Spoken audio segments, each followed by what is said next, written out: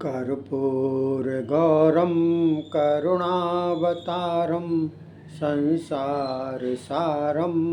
भुजगेन्द्रहारं सदा वसन्तं हृदयारविन्दे भवं भवानी सहितं नमामि।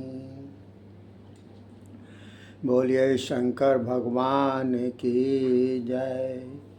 बोलिए शिव महापुराण की जय। बोलिए हिंदू सनातन धर्म की जय। देखिए साथियों, शिव महापुराण का ये 34वां अध्याय चल रहा है, जिसके अंतर्गत उपमन्यु की भक्ति का वर्णन किया गया है। तो ऋषि बोले, हे वायुदेव, अब आप कृपा करके शिव के परम भक्त धौम्य के बड़े भाई उपमन्यु को, जो बचपन से ही शिव भक्त हुए हैं, उनकी कथा विस्तार से सुनावें। वायु बोले, हे मुनियों, उपमन्यु बालकपन से ही परम तपस्वी हुए हैं। इनका पहला जन्म भी तपस्या सिद्ध था। उसी संस्कार से यह इस जन्म में भी सिद्ध तपस्वी हुए। ये परम तपस्वी व्याघ्रपाद मुनि के पुत्र थे। इन पर शिवजी की अपूर्व कृपा हुई, जिससे ये तपस्वियों के अग्रणीय सिद्ध हुए। भगवान शंकर जी ने अपने पुत्र गणेश एवं कार्तिक स्वामी जी के साथ साथ इनको भी शरीर का समुद्र प्रदान कर दिया। शंकर की कृपा द्वारा ही सभी शास्त्र इनको अधिगत हुए, ज्ञान प्राप्त हुई। धारण शक्ति तो इन्हें बालकपन से सिद्ध थी। एक दिन बालकपन में उपमन्यु जी ने दूध के लिए हठ किया, किंतु आश्रम में धन न होने के कारण दूध कहाँ। तब उपमन्यु के हठ करने पर माता रो उठी और पुत्र से बोली, हे पुत्र, दूध कहाँ है। उपमन्यु जी ने कहा, अभी अभी मेरे भ्राता ने भी तो दूध पी लिया है, उसे कहाँ से मिल गया।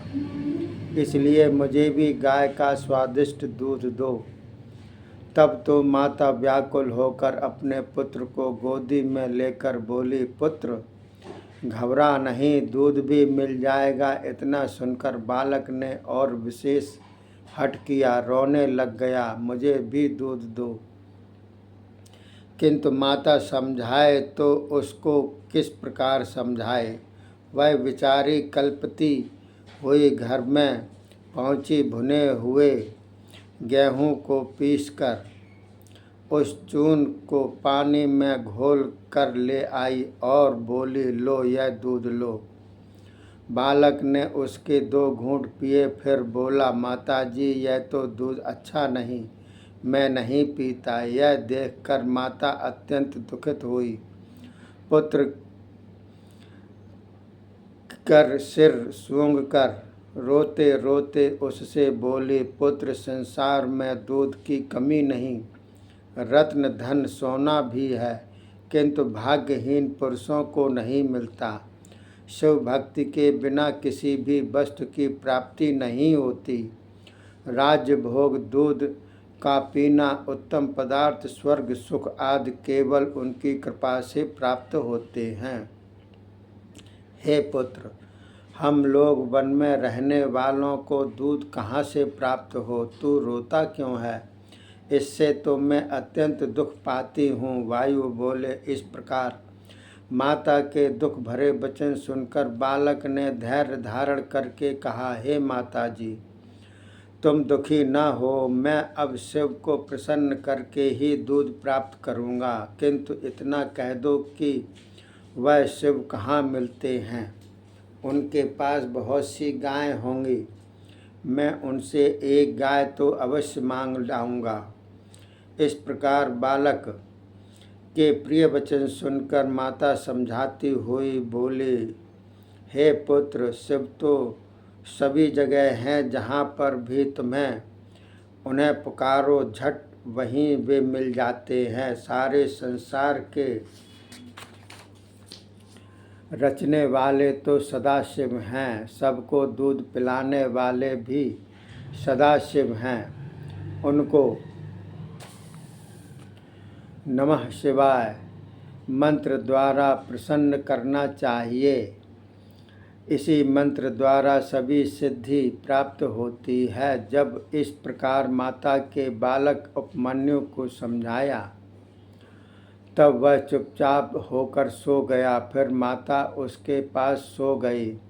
उसके बाद आधी रात के समय एकदम बालक की आँख खुल गई। उसने द्वार के पास ही साक्षात शिव के दर्शन किए, जिन्होंने दूध का पात्र भरकर अपने हाथ में उठाया हुआ था और उसे बुला रहे थे। ऐसा देखकर उपमन्यु उठा और दरवाजे तक जा पहुंचा, किंतु सदाशिव झट वहां से अंतर्ध्यान हो गए। बालक ने विचार किया कि कहीं सदाशिव बाहर न चले गए हों। फिर वह भी घर से बाहर निकल आया। बाहर भी शिव दिखाई न दिए। बालक ओम नमः शिवाय बोलते बोलते वन की ओर चल पड़ा। कुछ दूर पहुंचने पर उसे सुनाई पड़ा कि बालक, तुम्हारा कल्याण हो। बालक इधर उधर देखने लग गया। अपने मन में विचारने लगा कि अब तो अवश्य ही दूध मिलेगा। इस प्रकार की पुकार तो सदाशिव की ही है। कुछ आगे चलकर उसे एक शिवालय दिखाई दिया। बालक ने उसमें प्रवेश करके शिवलिंग के दर्शन किए। फिर विचार किया कि अवश्य ही शिवलिंग के पीछे छुपे हैं। तब वो रोकर उस छिपी मूर्ति से दूध मांगने लगा। उस समय माता की सभी बातें उसे स्मरण हो आई। उन्हें स्मरण करके नमः शिवाय मंत्र जपने लग गया। शिव मूर्ति से लिपट गया। फिर तो उसे अपने शरीर का भी ध्यान न रहा। 3 दिन गुजर गए, उसी मूर्ति से लिपटा रहा। इधर माता सोकर उठी, अपने बालक को न देखकर रोती चिल्लाती वन में जाकर ढूंढने लगी। उस समय बालक भूख प्यास से व्याकुल होते हुए भी मंत्र उच्चारण में लगा हुआ था। वहाँ एक पिशाच भी आ पहुँचा। उस बेहोश बालक को देखकर वह विकराल पिशाच उसे उठा ले गया। पिशाच एक पर्वत की कंदरा के पास बैठकर भूख के कारण जब उसे मारने के लिए तैयार हुआ तो शिव कृपा से वहाँ एक भयानक सांप ने पहुंचकर पिशाच को डस लिया। वह बालक उससे छूटकर नीचे गिर गया, किंतु उसे कोई भी चोट न आई। फिर उसकी आँख खुलने पर शिव मूर्ति न देखकर बहुत ही व्याकुल हुआ।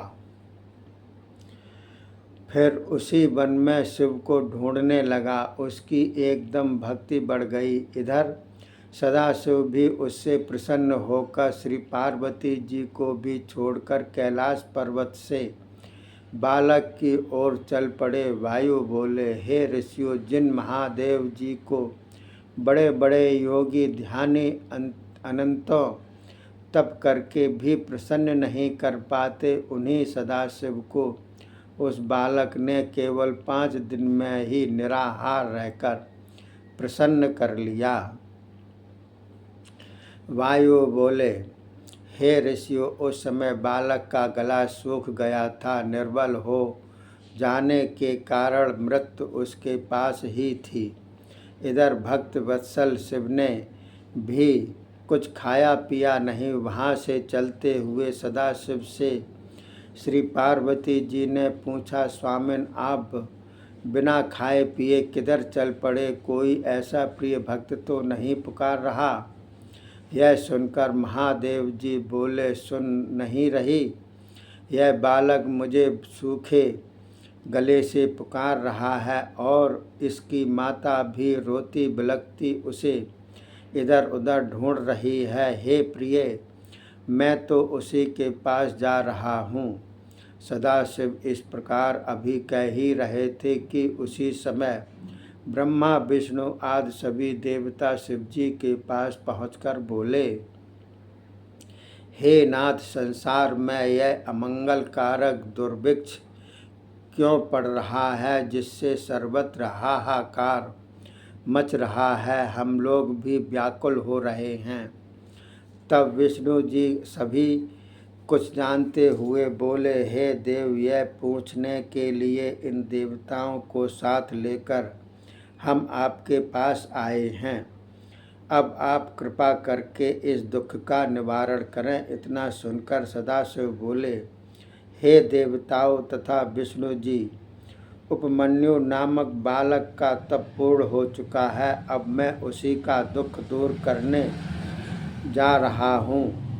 उसका दुख दूर होते ही आप सबका कष्ट निवृत्त हो जाएगा। अब इस समय आप लोग निश्चिंतता पूर्वक अपने अपने धाम में जाओ। इतना सुनकर सभी देवता अपने अपने धामों में चले आए। फिर भगवान शंकर देवेंद्र का रूप धार कर अपनी माया से बनाए गए ऐरावत हाथी पर सवार होकर श्री पार्वती जी के साथ ही उस बालक के समीप पहुँचे। उन्हें देखकर बालक उपमन्यु ने नमस्कार करके कहा, हे देवेंद्र, आपने कहा यहाँ पधार कर इस आश्रम को पवित्र किया, आपका स्वागत हो। तब देवेंद्र रूप में शंकर बोले, हे बालक, तुम्हारे तप से हम प्रसन्न हो गए। जो चाहो वर मांग लो। तब बालक ने कहा, हे देवराज, आप तो कृपा करके यहीं वर दें, जिससे मेरी भगवान शंकर में भक्ति बनी रहे। तब देवेंद्र रूप कैलाशपति बोले, तुम शिव भक्ति क्यों चाहते हो? उससे तुम्हें क्या लाभ? मैं तो सभी देवताओं का राजा हूँ। मैं साक्षात इंद्र तुम्हारे पास आया हूँ। तुम और कोई इच्छा अनुसार वर क्यों नहीं मांग लेते? उपमन्यु बोला, हे देवेंद्र, आप शंकर जी की व्यर्थ में निंदा कर रहे हो। मैं इसे सुनना नहीं चाहता। फिर आप शिव निंदक होकर कुछ कहने लगोगे तो स्मरण रहे, मुझे अपना शत्रु मान लेना। वायु बोले, हे ऋषियों, इस प्रकार कहकर उस बालक ने भस्म उठाई और उसे अघोर मंत्र द्वारा अवमंत्रित कर इंद्र रूपधारी सदाशिव पर छोड़ दी। तब शिव आज्ञा से उस भस्मास्त्र को नंदीश्वर ने धारण कर लिया। उसके बाद परम प्रसन्न होकर सदाशिव अपने रूप में आकर उसे दर्शन देने लग गए। दर्शन करते ही उपमन्यु निहाल हो गया। फिर बार बार नम्रता पूर्वक प्रणाम करने लगा। भगवान शंकर जी बोले, हे वत्स उपमन्यु, मैं तुम पर तुम्हारी भक्ति तप से अतीव प्रसन्न हूँ। यह श्री पार्वती जी तुम्हारी माता हैं और मैं तुम्हारा पिता हूँ। अब तुम मेरी कृपा द्वारा सभी विपत्तियों से छूट गए। तुम्हारा परिवार सुख संपन्न हो गया। तुम्हें नाना प्रकार के स्वादिष्ट पदार्थ, घृत, दुग्ध, मधु आदि प्राप्त होंगे। मैं प्रसन्न होकर तुमको क्षीर का समुद्र देता हूँ।